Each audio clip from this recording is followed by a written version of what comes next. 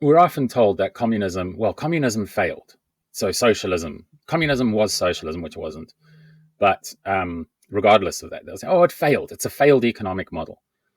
Well, in truth, capitalism fell in 2008. And there are even some thinkers on this, some economists are saying capitalism actually fell when Nixon took us off the gold standard back in the 1970s.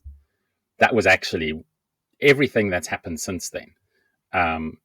Is effectively what we did is we gave the banks and the corporations the ability to create money, and by doing that, have sown the seeds that it used to be. If you had a $1 bill, I used to say, I promise to pay bearer on demand $1 worth of gold, and you could go in and exchange that for the approximate value of gold. We don't have that anymore. They can just print as much as they want, and as I said, I think that where money comes from is a discussion I can have going forward. It's probably an hour all by itself. But within our lifetime, forget Nixon, 2008 was definitely. We're always told free market capitalism is only the fit survive, survival of the fittest. If this is true, then we should have just taken the hit in 2008 and let the system unwind itself. Everything that's happened since then and will continue to happen can be linked back to then. And this is corporate socialism. This is the privatization of profit and the socialization of loss. So we have socialism already. It's just not to the benefit of the households. It's to the benefit of the businesses, the corporations, the wealthy, and the elite.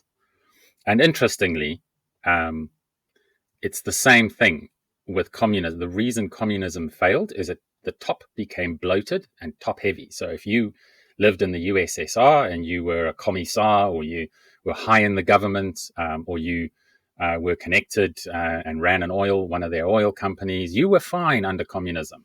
There was even in East Germany, there was a special shop where you could buy all the Western goods you ever wanted. There was another one in Moscow. But you had to pay in foreign currency. So if you were wealthy and rich, communism worked just fine for them. And like now, in the Western civilization, the same group of people are benefiting. And in closing, I would just say, in its wake, just like with communism in the Soviet Union, only the banks, elites, and mega wealthy have benefited, whilst the people are left homeless on the continent their fathers conquered.